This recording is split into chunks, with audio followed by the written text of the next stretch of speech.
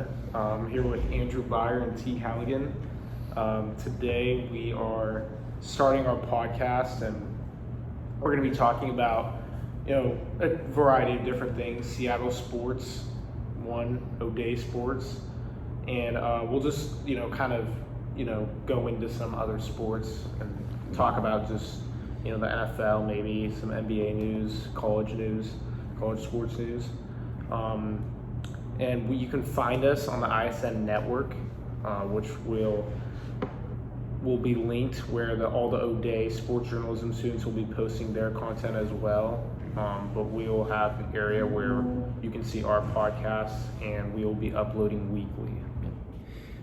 So to start it off today, we're going to be talking about O'Dea sports, especially the O'Dea football team, who has already played 2 games as of today, which is Monday, the 12th, and so far O'Dea has played Bothell and Bishop Blanchet.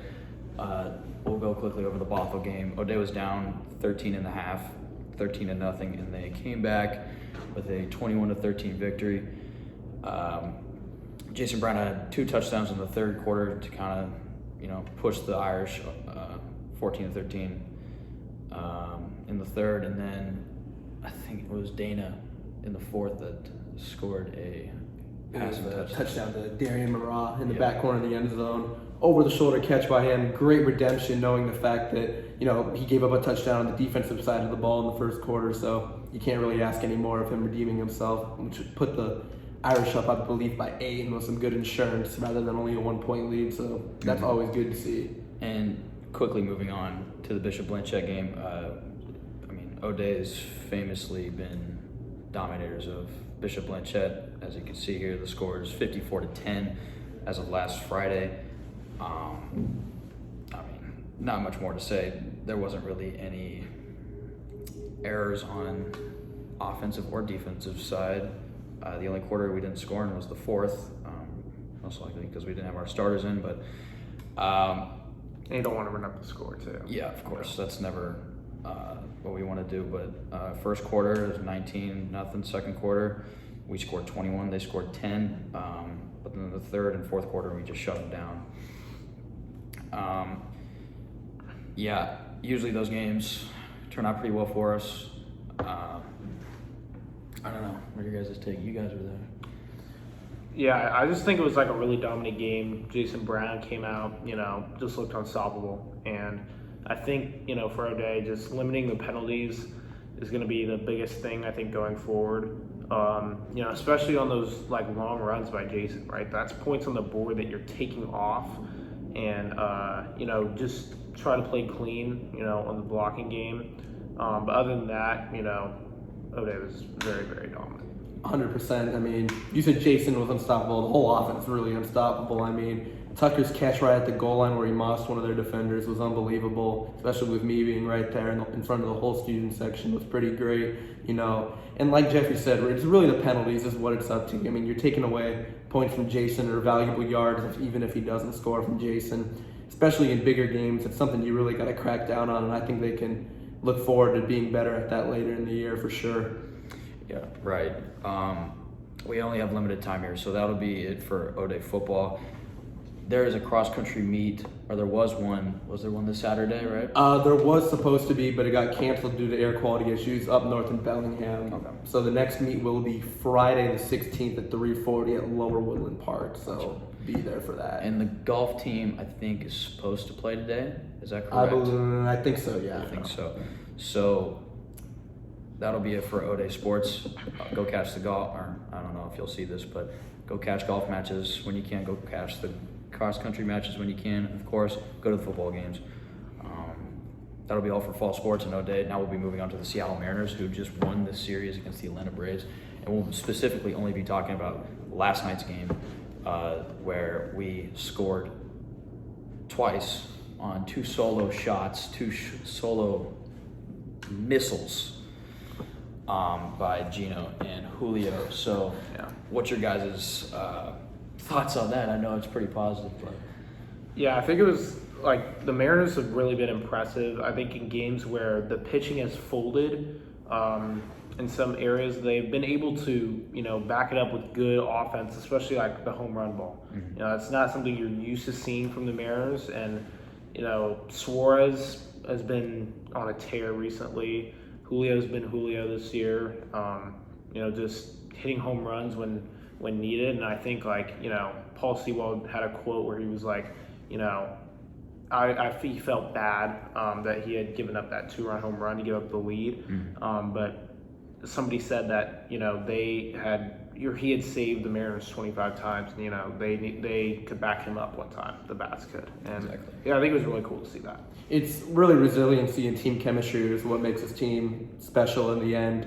Like I was gonna bring up that quote that you said with Jeffrey about the 20. I saved you 25 times. We'll go out there and save you once. I mean, that's something you can't buy, create, or anything like that because there are gonna be teams like the Yankees and Dodgers who have bigger payrolls that can spend a bunch of money on good players, but you can't spend money on that. That's something that's created. And when you already have an above average to good team like the Mariners do, that just makes it better. And it, even in the end, could be better than those teams with these huge payrolls. So it's really just special to watch. And the game last night really proved it. Oh, yeah, exactly. And what's funny is we just tied for third in the American League in home runs as a team with the Toronto Blue Jays, which personally in May would not have thought of that, nor in June.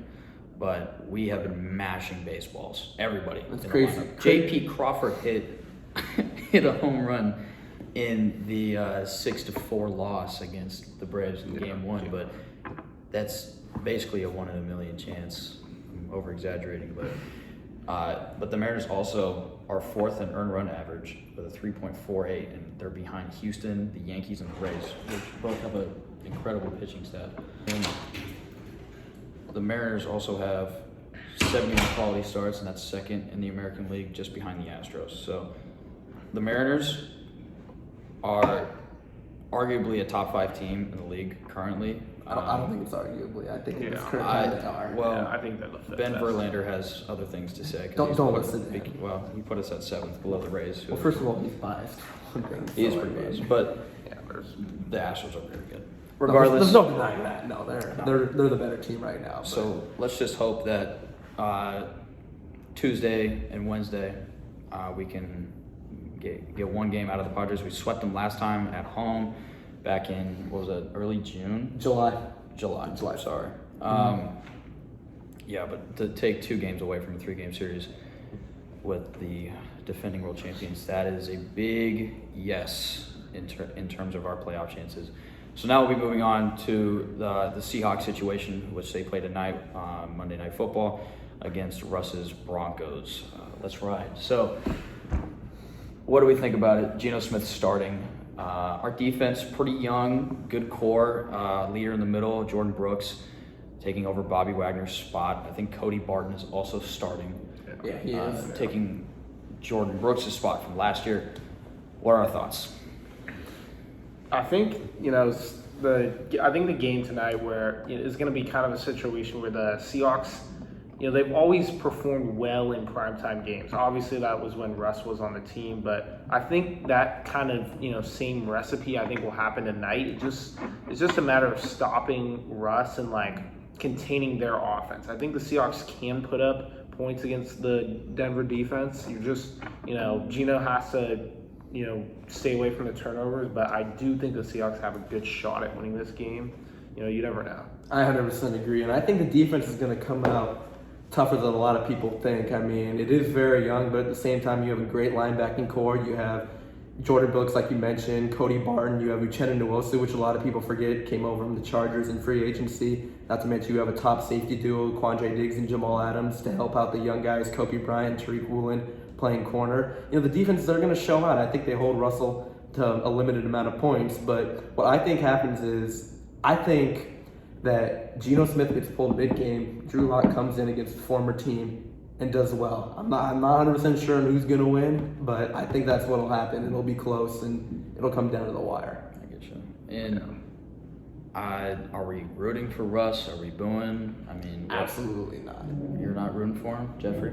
I don't think I'm necessarily booing, but he is on the other team. I don't think there should be a situation like a time where Seahawks fans are cheering for him if he's succeeding, right? I mean, I think we can acknowledge that he is on the other team, but if he does good, if he does something bad, we need to be cheering. Like that's yeah. Yeah, he's not part of our team anymore. Yeah, he's not part of the Seahawks. He did kind of force his way out. Yeah, That's an opinionated topic that we can go into, but that's long ago we've gotten over it. That's Think of what you want on that. We'll leave that up to you guys. To you know what? We'll let the game speak for itself. We'll see what Jordan Brooks has to think about that. So that'll be it for ISN. You guys can find us on YouTube and Spotify, maybe Apple Music. Maybe we'll see. We'll post the link of our blog page in the YouTube. Thank you guys for listening, watching, whatever you guys are doing. This is Andrew Byer, Jeffrey Woods. I'm T. Galligan. This was ISN. Thank you.